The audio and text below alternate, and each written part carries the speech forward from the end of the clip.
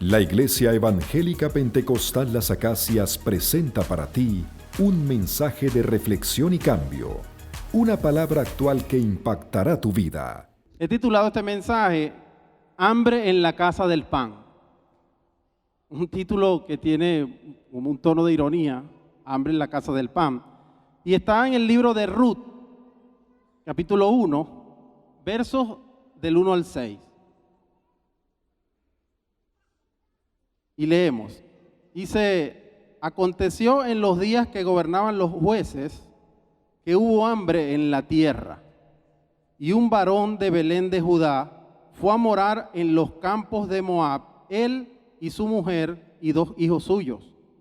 El nombre de aquel varón era Elimelet y el de su mujer Noemí, y los nombres de sus hijos eran Malón y Kelión, efrateos de Belén de Judá. Llegaron pues a los campos de Moab y se quedaron allí. Y murió Elimelet, marido de Noemí, y quedó ella con sus 2 hijos, los cuales tomaron para sí mujeres moabitas.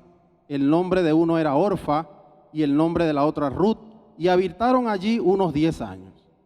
Y murieron también los 2, Malón y Kelión, quedando así la mujer desamparada de sus 2 hijos y de su marido. Entonces se levantó con sus nueras y regresó de los campos de Moab, porque oyó en los campos de Moab que Jehová había visitado su pueblo para darles pan. Que el Señor pues nos bendiga en esta noche. El texto que tengo aquí delante de mí, que tenemos acá, es un texto bastante interesante porque es difícil encontrar en el texto bíblico que el pueblo de Dios, la gente a la que Dios escoge, esté pasando por un proceso de dificultad y de crisis, y ese proceso logre quizás desarticular la mentalidad de gente que se sentía seguro en la bonanza, pero de momento de adversidad se descalabra su mente y no sabemos qué hacer. No sabemos qué hacer con esta situación. En la bonanza y en la prosperidad, cualquiera es cristiano. Cualquiera tiene fe y cualquiera cree en Dios. En la crisis es que se demuestra quién es quién y en quién uno cree. Nosotros no es que vamos a recibir en esta noche una palabra de Dios y después vamos a salir por las puertas de la iglesia a decirle a la crisis, crisis, ven a mí para yo demostrarte quién soy. No las llame porque ellas van a venir solas. Lo importante es que cuando lleguen, usted tenga sus 2 pies bien puestos en su sitio, no deje de alabar a Dios y sepa por siempre que las crisis tienen principio y fin y que son procesos en los cuales Dios se glorifica.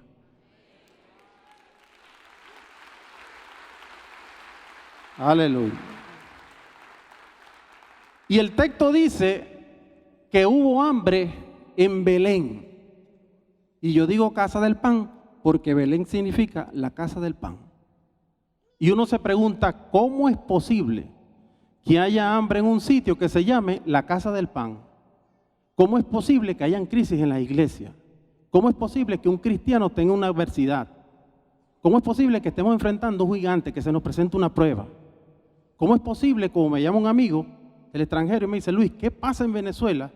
Un país con tantas riquezas materiales y naturales. Llegan noticias acá y dicen que están pasando hambre. Pues es posible porque nadie está exento en la vida de enfrentarse a situaciones. El que no quiera problemas, pues no tendría que nacer. Ya al nacer quedamos expuestos a la palabra y ella dice, en el mundo tendréis aflicción, y el Señor en Lucas 21 deja bien claro, el cielo y la tierra pasarán, pero mis palabras no pasarán. Deja bien claro y establecido que las pruebas son parte del proceso de la vida. Las pruebas son como, usted ha oído eso de paquetes vacacionales. Bueno, la vida es igual. Usted nació y en ese paquete le incluyeron la prueba. Viene en el paquete incluido. Viene la tribulación incluida, la crisis incluida, la tentación incluida, pero también viene incluida la bendición, también viene incluida la restauración, también viene incluido el gozo, la paz y la presencia de un Dios soberano en la vida humana. Aleluya. No todo va a ser calamidad en ese paquete. Y dice la Escritura que Ruth pasó por una crisis tremenda. Perdió a su esposo, perdió a sus 2 hijos luego. Una de las nueras decide dejarla irse, porque siempre en las pruebas, en las crisis, muchas veces vas a quedar solo. Muchas personas no te querrán acompañar. Pero aunque tu madre y tu padre te dejen, el Señor va a estar ahí presente. Él sí no te va a dejar. Aleluya. Qué bueno saber eso, ¿verdad? Eso es una buena nueva. Pero Ruth le dice, yo me voy contigo. No me ruegues que te deje, ni que me aparte de ti. Oye, le he dicho una cosa tremenda. Le dice, tu Dios será mi Dios. ¿Qué Dios? El mismo que se llevó a tu esposo, el mismo que permitió que tus hijos se murieran. Casualmente uno de esos era mi marido. Ese Dios va a ser el mío. Y tu pueblo, al que tú tienes que regresar a mendigar, porque en Israel las mujeres no pueden trabajar, va a ser mi pueblo. ¿Qué es lo que está pasando en el texto? Es algo que no es normal. Es algo que no tiene sentido. Una persona que le está diciendo a la otra, yo me quedo contigo y ese Dios que no ha podido proveerte lo que tú querías, ese va a ser mi Dios también. Ruth tiene que haber visto a Noemí dando gracias en la crisis. Ruth tiene que haber vivido la experiencia de que una mujer, a pesar de estar en su dolor, no negocia su fe. Se llama testimonio. Tenemos que buscar la forma de que hacia los próximos años de vida como iglesia le enseñemos a las nuevas generaciones que están subiendo aquí que aún a la adversidad se le da gloria a Dios, que aún en el momento difícil se le alaba, se le glorifica, se le sirve, que Dios no es culpable de todo lo que la gente le quiere achacar y le quiere implicar, que servimos a Dios no por lo que Él nos da, sino por el amor que nos tiene, por cómo nos trata, por cómo nos considera, por su misericordia, porque cuando lo miramos desde esa perspectiva, hasta las pérdidas tienen sentido. Las nuevas generaciones tienen que empezar a vivir que hay días donde va a haber hambre en la casa del pan, pero que también Dios va a estar allí. Que cuando tengamos una pérdida, Dios no nos va a abandonar. ¿Por qué? Oiga, porque estas futuras generaciones que vienen de camino, que ya están con nosotros, nuestros hijos, tienen una carga en sus hombros grandísima. Se enfrentan a un mundo distinto al que nosotros nos criamos. Un mundo de desafíos, un mundo de competencias, de retos, un mundo donde lo que importa es lo que tengo, no lo que creo. Y el valor de lo que soy es por lo que poseo, no por quien soy. Lo que va a prevalecer en la vida de ellos es la experiencia que logren adquirir en el proceso de vida en la casa de Dios. Lo que le podamos sembrar en el corazón, lo que le podemos impartirle para que prevalezcan. Asunto de cuando alguien le cuestione, mira, a pesar de que se murió tu mamá, tú sigues en la iglesia. Mira, a pesar de que tu tía se enfermó, tú sigues en la iglesia. Ellos puedan contestar, ese Dios también es mi Dios. Puedan decir, esa iglesia también es mi iglesia. Si no, hemos perdido el tiempo como iglesia y estamos hundiéndonos en nuestra fe. Yo tengo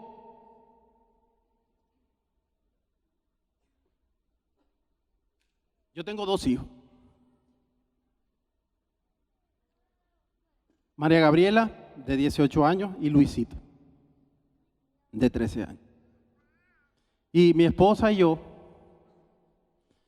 desde que conocimos al Señor, hemos tratado de inculcarle a ellos la fe en el Señor Jesucristo y los valores bíblicos.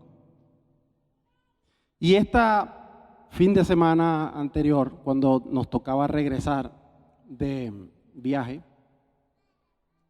ellos les tocó dar testimonio de en quién ellos creían y confiaban. Veníamos desde Cumaná para acá y subiendo la cuesta de Santa Fe de los Altos, de Sucre, se nos recalentó el carro. Yo pensaba que, oye, ¿qué sería? Le dije, bueno, vamos a apagar el aire acondicionado. La aguja subió, tenía temor. Llegamos a Puerto La Cruz, pero yo revisé el carro, el motor. Yo le dije a mi esposa, lo veo bien, no veo fallas, es raro que está pasando esto. Bueno, vamos a seguir, esperamos un rato, continuamos la marcha. A mitad de camino entre Puerto La Cruz y Caracas, sube la aguja. Le digo, vamos a apagar el aire, oye, no veo el carro bien. La aguja iba subiendo, bajando. Yo dije, Señor, no nos vayas a dejar en la carretera. Tan peligrosas están las carreteras, no quiero quedarme acá. La aguja no aguantó. Cuando llegamos a Guarenas, pues el carro estaba demasiado recalentado. Abrimos el motor, nos paramos en Guarenas y yo dije, cuando vi que sí estaba el radiador todo roto, botando agua, yo digo, oye, nos quedamos accidentados acá. Mi esposa se baja del carro y Gaby, y yo le digo, tenemos dos opciones. Una, montarnos una grúa, 150,000 bolívares que no tenemos, o como hizo Pedro, confiar y caminar sobre las aguas, llegar a Caracas y que no nos deje botado el carro. ¿Qué tú dices? ¿Buscamos la grúa? Y ellos dijeron, no, vamos a creer en el Señor nos va a llevar hasta Caracas. Y así fue. El Señor nos llevó con la aguja en rojo, pero llegamos a Caracas subiendo la cuesta de Guarena. Y le dije al mecánico el lunes cuando me revisó el carro, me dice, Luis, él es de acá de la iglesia, me dice, Luis, de verdad que nosotros tenemos un Dios grande, porque ¿cómo subiste toda esa cuesta con este radiador así? Increíble, cuando lo sacamos todo eso se deshizo en las manos, se partió todo quebrado. Ese es el Dios al que nosotros le creemos, ese es el Dios al que nosotros tenemos que confiar a pesar de las dificultades. Pablo dijo, 1 Corintios, iglesia, tienes que recordar esto siempre. 1 Corintios, Pablo era un hombre que tenía mucha carga en el ministerio, muchísimas pruebas. Y él le dice a los corintios, no os ha sobrevenido ninguna tentación que no sea humana. Ninguna prueba nos ha sobrevenido que no sea de género humano. Hambre en la casa del pan. Sí, hay dificultades. Problemas vamos a tener. Siempre van a venir, pero fiel es Dios. Pero fiel es Dios. 1 Corintios, pero fiel es Dios que no os dejará ser tentados, ser probado más de lo que podéis resistir, sino que dará también juntamente con la tentación la salida. ¿Tienes problemas? ¿Tienes alguna situación? Que esa palabra resuene en tu corazón, pero fiel es Dios. No tengo nada en mi casa, pero fiel es Dios. Ha venido una enfermedad sobre mi vida, pero fiel es Dios. Estoy pasando una necesidad en la que caí en este momento que no me la esperaba, pero fiel es Dios que dará la salida para cada una de las necesidades que están aquí en este recinto y ustedes que nos ven a través de internet. Es el mismo Dios. Póngase de pie. Señor, te damos gracias porque sabemos que eres un Dios fiel, que confías, Señor, que confiamos, Señor, plenamente en ti, a pesar del tamaño de la prueba, así como lo vivió esta familia, Señor, de Belén, y tú fuiste fiel, Señor, devolviéndoles a su tierra, Padre. Asimismo confiamos, seguro, que tú, Señor, proveerás en el tiempo para que nosotros podamos levantar nuestras manos, Señor, y darte gloria, Señor, y dar testimonio de que tú eres el Señor de nuestras vidas. Gracias, Señor, te damos, Padre, en el nombre de Jesús. Amén. Fue el mensaje de la palabra de Dios de la Iglesia Evangélica Pentecostal Las Acacias.